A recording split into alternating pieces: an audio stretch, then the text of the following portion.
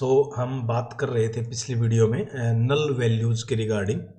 Null values से next concept की बात करते हैं कि जो नल वैल्यूज होती हैं उन नल वैल्यूज को हैंडल कैसे किया, क्योंकि जो नल वैल्यूज होती हैं उसको डायरेक्टली, जैसे मैं यहाँ पे बता रहा था कि मान लीजिए मार्क्स अगर आपको चेक करने हैं तो आप marks is equal to null, इस तरीके से आप इस कंसेप्ट को हैंडल नहीं करेंगे, बल्कि आप क्या करेंगे, आप लिखेंगे मार्क्स इज नल, इस तरीके से आप इसको हैंडल करेंगे। और अपना जो डेटाबेस हमने जो टेबल देखी थी उसमें हमने देखा था जो राज था जो उसके मार्क्स जो हमारे क्या थे, वो नल थे। ठीक है, तो इस तरीके से आपने इस नल वैल्यू को हैंडल किया। इज नॉट नल क्या करता है, वो सारा डेटा जिसकी वैल्यूज नल नहीं है। जैसे अपनी जो टेबल थी उसके अंदर टोटल 5 रिकॉर्ड थे, 5 रिकॉर्ड में से एक रिकॉर्ड ऐसा था जिसकी वैल्यू क्या थी, नल थी, और बाकी 4 रिकॉर्ड ऐसे थे जिसकी वैल्यू क्या थी, मार्क्स की नॉट नल थी, मीन्स कुछ ना कुछ एग्जिस्ट कर रहा था। तो यहाँ पे क्या करेगा, वो चारों रोज मीन्स आपकी जो थी उसके सारे कॉलम्स, बिकॉज स्टार का मतलब ऑल कॉलम्स आपके जो उस टेबल के अंदर फाइनली आपको एज ए आउटपुट दे देगा। नेक्स्ट चलते हैं, लाइक ऑपरेटर के बारे में बात करते हैं। देखिए लाइक ऑपरेटर क्या करता है, जब आप कंडीशन लगाते हैं तो उसमें बोलता है कुछ ऐसी बातें, जैसे इसका एग्जांपल बताता हूं, ऐसी बातें जिसमें सबका नाम, सॉरी, जिसमें उन कैंडिडेट्स का डेटा चाहिए मुझे जिसका नेम का पहला लेटर ए है, परसेंट का मतलब है उसके बाद कुछ भी है, डजेंट मैटर। जैसे मान लीजिए अमन है, अनिल है, अजय है, इन सब में क्या पहला लेटर क्या ए है, इसके बाद कुछ भी है डजेंट मैटर, सिर्फ पहला लेटर क्या होना चाहिए, परसेंटेज। अब यहां पे ध्यान से सुनिए, दो कंसेप्ट होते हैं, एक परसेंटेज का और एक अंडरस्कोर का। अंडरस्कोर रिप्रेजेंट करता है एग्जैक्टली वन कैरेक्टर। क्या रिप्रेजेंट करता है, एग्जैक्टली वन कैरेक्टर। और जो परसेंटेज होता है ये क्या करता है, ये आपके रिप्रेजेंट करता है कि कितने भी, जितने मर्जी चाहें, मीन्स वन भी हो सकता है और मोर देन वन भी हो सकता है। ठीक है, मोर देन वन भी हो सकता है, कैरेक्टर्स आपके हो सकते हैं। अब जैसे कई बार क्वेश्चन क्या पूछा जाता है, जिसका सेकंड कैरेक्टर एन हो, केवल वो नाम जिसका सेकंड कैरेक्टर एन हो, तो इसका मतलब देखो पहला कैरेक्टर एक फिक्स हो गया तो अंडरस्कोर से करेंगे, और सेकंड कैरेक्टर एन हो गया उसके बाद चाहे कितने भी कैरेक्टर हो, देखो इस तरीके से कॉम्बिनेशन बनता है। एक बार फिर से सुन लीजिए, जो आपका अंडरस्कोर होता है वो क्या करता है, एग्जैक्टली वन कैरेक्टर को रिप्रेजेंट करता है, और परसेंटेज एक से ज्यादा कितने भी हो, चाहे ना भी हो, जब भी बात बन जाएगी। लेकिन मेन क्या है, अंडरस्कोर क्या करता है, एक कैरेक्टर। अब सेकंड अगर लेटर एन हो तो कैसे करेंगे, एक लेटर फिक्स हो गया, पहले बोले एक आपका अंडरस्कोर, सेकंड लेटर एन, उसके बाद चाहे कितने भी हो।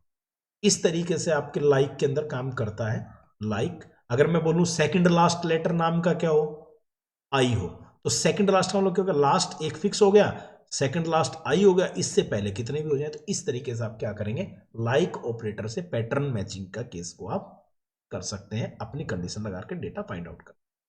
चलिए जरा आगे चलते हैं। अब जैसे इसके अंदर था ए परसेंटेज था, तो मीन्स ए के बाद कितने भी कैरेक्टर हो तो आउटपुट क्या आ गया, अनिल और अमन आ गया। अब नेक्स्ट बात करेंगे, अभी तक हम क्या बात कर रहे थे, अभी तक हम बात कर रहे थे इंसर्ट कमांड के बारे में। ठीक है, सेलेक्ट के बारे में बात कर लिया। अब नेक्स्ट कमांड हमारी अपडेट है, और एक बात मैं फिर से बता देता हूं, अपडेट कमांड डीएमएल के अंदर आती है, और डीएमएल कमांड के अंदर जो अपडेट आती है वो टेबल के डेटा को अपडेट करने के लिए काम आता है। अगर आपको टेबल के स्ट्रक्चर में कुछ मॉडिफाई करना है तो आप ऑल्टर कमांड यूज करेंगे, जो कि डीडीएल का पार्ट है। बात ध्यान रखें, पिछली वीडियो में भी इसके बारे में बात की थी, अब भी मैं इसके बारे में। अब कैसे अपडेट कमांड कैसे काम करेगी, अपडेट कमांड क्या काम करती है, एग्जिस्टिंग डेटा को मॉडिफाई करने में। अब देखो कमांड बिल्कुल वही सीक्वेंस याद रखनी, अपडेट इसको करना है स्टूडेंट को, स्टूडेंट को अपडेट करते हुए क्या करना है, सेट करना है मार्क्स को 95 पे। अब एक बात और याद रख लेना, अगर सेट मार्क्स 95 के बाद अगर कंडीशन नहीं बताओगे ना तो वो सबके ही मार्क्स को 95 सेट कर देगा। इसलिए कंडीशन भी बताना जरूरी कि वेयर किसके सेट करने हैं, जिसका नाम रिया है उसके मार्क्स को 95 क्या करना है, अपडेट करना है, सेट करना। ठीक है, इस बात का ध्यान रखना, अगर आपने वेयर कंडीशन नहीं लगाई तो क्या हो जाएगा, वेयर कंडीशन नहीं लगाने के केस में आपके जो मार्क्स 95 सबके ही अपडेट। चलिए आगे चलते हैं, डिलीट कमांड एक बार फिर से बता देता हूं। ड्रॉप का काम क्या होता है, चाहे डेटाबेस की बात कर लें चाहे टेबल की बात कर लें, ड्रॉप आपको परमानेंटली डिलीट करके दे देता है। लेकिन अगर आपको केवल कुछ पर्टिकुलर टेबल का डेटा, टेबल का कोई पर्टिकुलर डेटा आपको अगर डिलीट करना है, then you are going to use the delete command, insert update delete. ठीक है, सेलेक्ट आपकी डीक्यूएल थी यूज्ड, आई थिंक मैंने बीच में गलत बोल दिया होगा डीक्यूएल के बारे में, सेलेक्ट को डीएमएल में ना बोल दिया, करेक्शन एक बार देख लीजिएगा। अब डिलीट कमांड क्या काम करती है, डिलीट रिकॉर्ड को डिलीट करने के काम आती है। अब जैसे डिलीट फ्रॉम स्टूडेंट, अब ये ध्यान रखना अगर आपने यहां पर भी कंडीशन नहीं लगाई तो सारा रिकॉर्ड डिलीट हो जाएगा, सिर्फ रिकॉर्ड डिलीट होगा, टेबल डिलीट नहीं होगा। टेबल को डिलीट करने के लिए ड्रॉप कमांड यूज करते हैं। Where roll number is equal to 5, क्या करेगा, जिसका रोल नंबर 5 है उस रिकॉर्ड को इस स्टूडेंट टेबल से क्या कर देगा, डिलीट कर। अभी तक आपने डीडीएल पढ़ा, डीडीएल के अंदर आपने कौन कौन सी कमांड पढ़ी, आपने क्रिएट पढ़ी, आपने ऑल्टर पढ़ी, आपने ड्रॉप पढ़ी। उसके बाद आपने डीएमएल पढ़ा, डीएमएल के अंदर आपने कौन कौन सी पढ़ी, आपने इंसर्ट पढ़ा, आपने अपडेट पढ़ा, और आपने क्या पढ़ा, आपने डिलीट पढ़ा। ठीक है, दैट इज डिलीट। और एक आपने डीक्यूएल पढ़ी, डीक्यूएल के अंदर आपने क्या पढ़ा, सेलेक्ट पढ़ा। सेलेक्ट के अंदर आपने देखा अगर आप स्टार लगा देंगे सारे कॉलम, या पर्टिकुलर कॉलम चाहिए कॉलम लगा के टेबल का नाम लिखेंगे, फ्रॉम लगा के, ठीक है, फ्रॉम लगा के टेबल का नाम, और उसके बाद आपने कंडीशन लगानी देखिए अलग अलग किस तरीके से कंडीशन। आई थिंक ये आपको थोड़ा ऊपर कर देता हूँ, दिखेगा नहीं। ठीक, तो आपने क्या किया, वेयर क्लोज के साथ आपने यहाँ पे अलग अलग कंडीशंस लगा। ठीक है, तो इस तरीके से अभी तक आपने डीडीएल डीएमएल और डीक्यूएल को पढ़ा है। लेकिन अब क्या करते हैं कि कुछ आपके एग्रीगेट फंक्शंस होते हैं, और एग्रीगेट फंक्शंस टोटल 5 होते हैं आपके एसक्यूएल के अंदर। ध्यान रखिए, एसक्यूएल के अंदर 5 एग्रीगेट फंक्शंस आपके होते हैं। एक होता है आपका काउंट, एक होता है आपका एवरेज, नेक्स्ट होता है आपका सम, और एक होता है आपका मैक्स, और एक आपका क्या होता है, मिन। ठीक है, अब ये क्या क्या काम करते हैं जरा एक एक करके इनको पढ़ेंगे। ठीक है, मैक्स क्या करेगा, आपको पता है मैक्सिमम वैल्यू देगा किस चीज की, ये कॉलम यहां पे आप मेंशन करेंगे जिस कॉलम में से आप मैक्सिमम वैल्यू चाहिए। जैसे अपने स्टूडेंट कॉलम के अंदर एक वैल्यू आपकी इंटीजर वैल्यू मार्क्स की थी, तो मार्क्स वैल्यू जो आपका मार्क्स का जो आपका कॉलम है, उस कॉलम के अंदर जो भी आपका डेटा उसके अंदर जो मैक्सिमम वैल्यू होगी that will be the output of this query. ठीक है, और अगर आपको मिनिमम करना हो तो आप क्या करेंगे, select minimum of what, that is marks, तो आपके मिनिमम आ जाएंगे। अगर आप एवरेज करेंगे तो क्या आ जाएगा, एवरेज आ जाएगा। एवरेज मैथमेटिकली कैसे कैलकुलेट करते हैं, जितने भी आपके नंबर्स उन सबको क्या कर देंगे, ऐड, और डिवाइड बाय जितने आपके नंबर थे टोटल काउंट करके उससे क्या कर देंगे, ऐड। अगर आप एग्रीगेट फंक्शन के जरिए जाएंगे तो आप क्या कर सकते हैं, सम ऑफ मार्क्स, और नीचे आप लगा देंगे that is count of marks, तो इससे भी आपका क्या निकल जाएगा, एवरेज निकल जाएगा। सम और काउंट आगे पढ़ भी रहे थे, कोई रहा, sum of marks count star. Count क्या करता है, काउंट काउंटिंग करता है। काउंट क्या करता है, काउंट करके एक वैल्यू दे देता है, टोटल कितने रिजल्ट्स हैं आपके उस तरीके से आपको काउंट करके दे देता है। ठीक है, जैसे आपके रिकॉर्ड में टोटल कितने, 5 रिकॉर्ड है, तो काउंट क्या करेगा, हर एक रिकॉर्ड को काउंट करेगा और आपको उतना ही वही वैल्यू आपको क्या दे देगा as a output. I think ये एग्रीगेट फंक्शन समझ में आ गए होंगे। अब एसक्यूएल का सबसे मोस्ट इंपोर्टेंट कंसेप्ट जिसके बेस पे क्वेश्चन एग्जाम में 110% आता है, that is group by and having clause. तो सबसे पहले बात करते हैं ग्रुप बाय का मीनिंग क्या है। एक बार मैं आपको टेबल याद करवा देता हूं। जब हम टेबल की बात करें तो मैंने बोला था सीटी वाले कॉलम को एक बार थोड़ा सा ध्यान से देखने के लिए, जहां पे आपको अलग अलग 5 लोगों की सीटीज की। ठीक है, अब ग्रुप बाय काम क्या करता है, ग्रुपिंग करता है रोज की। ध्यान देना, ग्रुपिंग तो रोज की करता है, लेकिन बेस्ड ऑन किसके होता है, किसी एक कॉलम के बेस पे। ठीक है, रोज की ग्रुपिंग करता है लेकिन किसी कॉलम के बेस पे।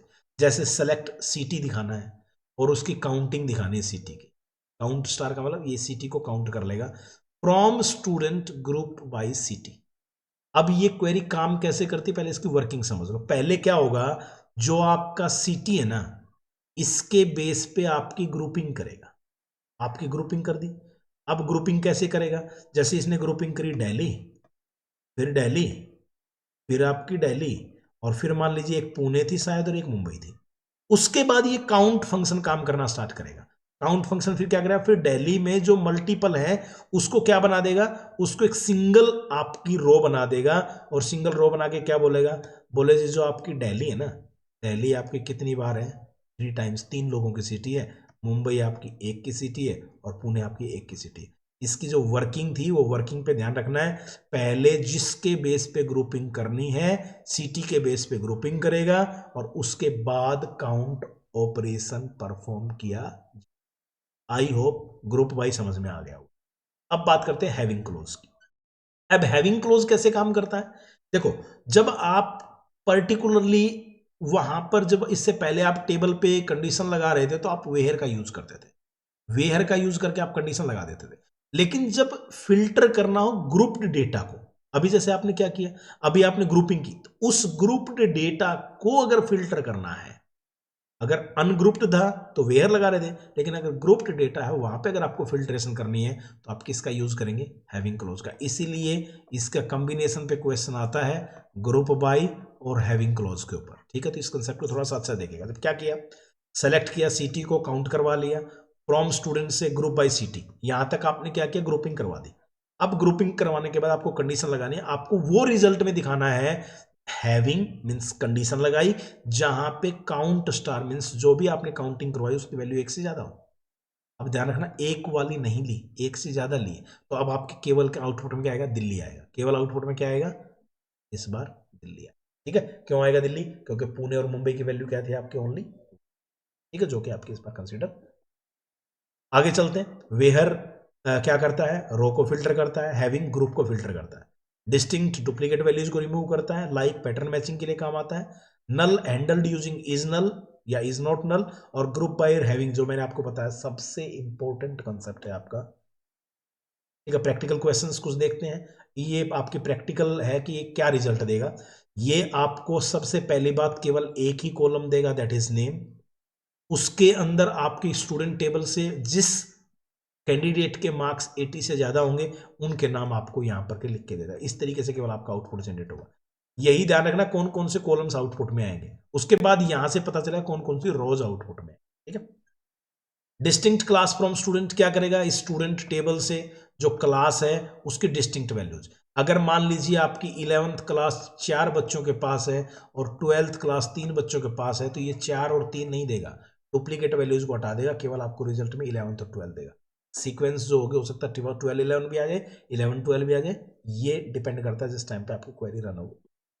लेकिन रिजल्ट डुप्लीकेट वैल्यूज को आउटपुट के दौरान रिमूव कर देता है। मैंने डिस्टिंक्ट क्लोज पढ़ाते हुए एक पॉइंट और बताया था, जब आप कंस्टेंट अप्लाई करते हैं कि कोई वैल्यू डुप्लीकेट ना हो तो आप यूनिक कंस्टेंट को अप्लाई कर।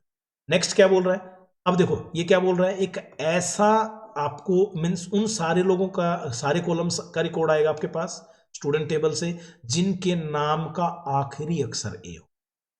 जैसे एक नाम होता है मान लीजिए प्रिया, अब प्रिया में क्या हो रहा है? प्रिया का आखिरी अक्षर ए, इससे पहले कितना? जैसे आदित्य, अब आदित्य का आखिरी अक्षर क्या? ए, इससे पहले कितना? Doesn't matter. परसेंटेज क्या शो करता है कि आपके कितने भी नंबर ऑफ कैरेक्टर्स। नेक्स्ट आपका क्या बोलता है? अब देखो बड़े ध्यान से सुनना, ग्रुप बाई वाला है तो ग्रुप वाला पहले क्या करेगा? ग्रुप बाई वाला यहां पे बड़े ध्यान से सुन लेना इस क्वेश्चन को, क्योंकि ये बहुत जरूरी है। ग्रुप सबसे पहले ग्रुपिंग की जाएगी क्लास के बेस पे। सबसे पहले ग्रुपिंग की जाएगी किसके बेस पे? क्लास के बेस पे। फिर उन क्लासेस का जो स्कोर था उसका एवरेज निकाला जाएगा। फॉर एग्जांपल मान लीजिए मेरे पास 11th क्लास का 90 स्कोर है, 12th का 85 है, उसके बाद 11th का 80 है, 12th का मान लीजिए फिर से मेरे पास 80 है, और 12th का मान लीजिए मेरे पास एक वैल्यू नल है। याद करो राज की वैल्यू नल थी, मैंने बाकी वैसे लिखा। अब सबसे पहले यहां ग्रुपिंग होगी क्लास की। ग्रुपिंग कैसी होगी? 11th क्लास एक आएगी और 11th क्लास का स्कोर क्या है? 90 प्लस 80। अब इसका एवरेज निकल जाएगा, टोटल कितनी? 2 वैल्यू, तो इसका एवरेज आ गया 85। तो अब क्या होगा? 11th क्लास के आगे स्कोर क्या आएगा? 85। ऐसी 12th क्लास की ग्रुपिंग हो जाएगी। जब 12th क्लास की ग्रुपिंग होगी तो 12th क्लास का स्कोर क्या क्या है? अब ये एक पॉइंट और समझना, 12th क्लास में 85 प्लस 80 प्लस नल है। अब ध्यान दे ये नल अब्सेंस ऑफ वैल्यू है, ना ही ये एवरेज के लिए काउंट होगा। ये इसमें भी डिवीजन किससे होगा? केवल 2 से ही डिवाइड होगा, and the result would be what? That is 82 point. I think ये पॉइंट भी आपको क्लियर हो गया होगा, बहुत जरूरी है, कई बार रिजल्ट आता है इसके बेस। एग्जाम में क्वेश्चन कैसे कैसे पूछे गए हैं? Which SQL clause is used to filter records after grouping. देखो जी क्या पूछ रहा है? After grouping. अब आफ्टर ग्रुपिंग पे तो आपको पता है ना इसका यूज करते हैं, सॉरी इसका किसका यूज करते हैं आफ्टर ग्रुपिंग में? ग्रुपिंग करने के लिए आप ग्रुप बाई का यूज करते हो, ठीक है, और उसके बाद फिल्टर करने के लिए किसका यूज करते हो? Having clause. I think clear हो गया होगा, ठीक है। Which SQL function returns the total number of records in a table. अब मैंने बताया था एग्रीगेट फंक्शन पहले बात तो 5 ही होते हैं, ठीक है। जो आपका टोटल है ये तो एग्रीगेट फंक्शन है ही नहीं, नंबर भी एग्रीगेट फंक्शन नहीं है, सम टोटल करता है। लेकिन आपको तो क्या चाहिए, टोटल नंबर ऑफ रिकॉर्ड्स चाहिए, ना कि उनकी रिकॉर्ड्स का टोटल चाहिए, टोटल नंबर ऑफ रिकॉर्ड की तरह काउंटिंग चाहिए। Count will give you the. अब नेक्स्ट टॉपिक है आपका, और एसक्यूएल का लास्ट टॉपिक है, दैट इज एसक्यूएल जॉइंस। अब एसक्यूएल जॉइंस करते क्या है, देखो, जो जब भी आपके पास एक से ज्यादा टेबल्स के बेस पे आपको रिजल्ट निकालना, एक से ज्यादा टेबल्स के बेस, तो आप क्या करते हैं, इन दोनों के रिकॉर्ड्स को सबसे पहले करते हैं ज्वाइन, और फिर उसके बाद आप अपनी क्वेरी लिखते हैं। अब ज्वाइन होता क्या है, a join is used to combine rows from two or more tables based on a related column. Combine किसको करेंगे, रोज को, किसके बेस पे, किसी रिलेटेड कॉलम के। ठीक है, आओ जरा एक सैंपल लेते हैं। सैंपल टेबल है, सबसे पहले आपके पास एक स्टूडेंट टेबल है। स्टूडेंट टेबल में क्या क्या है, एक बार जरा थोड़ा सा फोकस कर ले। रोल नंबर है, नेम है, क्लास है, टेबल का नाम स्टूडेंट है। रोल नंबर में कौन कौन से रोल नंबर है, 1, 2 और 3। एक दूसरी टेबल है, इसको मैं ऊपर ही ले आता हूं, मार्क्स टेबल है हमारे पास, जिसमें रोल नंबर, सब्जेक्ट और मार्क्स है। मार्क्स टेबल में क्या है आपके पास, रोल नंबर, सब्जेक्ट और मार्क्स। इसमें रोल नंबर 1, 2 गिवन है, सब्जेक्ट मान लीजिए मैथ और साइंस गिवन है, मार्क्स मान लीजिए 80 और 85 गिवन, फॉर एग्जाम्पल। अब उसके अलावा शायद एक वैल्यू और हो सकती है, यस, एक वैल्यू और 4 करके है, दैट इज मान लीजिए रोल नंबर 4 है, उसका भी सब्जेक्ट मान लीजिए मैथ है, मार्क्स मान 90। अब एक बात ध्यान से सुन, बहुत जरूरी, ध्यान से सुन लीजिए, जब आप ज्वाइन करेंगे तो आपकी ज्वाइनिंग के, आपके टोटल 3 तरीके का ज्वाइन होता है। एक होता है आपका कार्टेशियन ज्वाइन, एक होता है आपका इक्वी ज्वाइन, और एक होता है आपका नेचुरल। मैं यही एक साथ बता रहा हूं तीनों चीजें ताकि आप कंपेयर कर सकें। जब आप कार्टेशियन ज्वाइन करते हैं तो दोनों ही टेबल्स की रोज क्या होंगी और कॉलम्स क्या होंगे। जैसे इस टेबल के अंदर भी रो 3 है, दूसरी टेबल के अंदर भी 3 है, तो ये दोनों मल्टीप्लाई होकर टोटल रो बन जाएंगे 9। इसकी बात करो कार्टेशियन प्रोडक्ट की। और कार्टेशियन में ही अगर मैं बात करूं कॉलम की, तो कॉलम एक के अंदर भी 3 है, दूसरे के अंदर भी 3 है, तो ये यहां पे कॉलम हो जाएंगे ऐड। एक बार फिर से बता रहा हूं, कार्टेशियन के अंदर रोज जो होती हैं वो तो होती हैं मल्टीप्लाई, और कॉलम्स जो होते हैं वो क्या होते हैं आपके, वो आपके होते हैं ऐड। और जरा देखते हैं रिजल्ट कैसे बनेगा। ध्यान देना, इधर 1 2 3 है, इधर 1 2 4 है।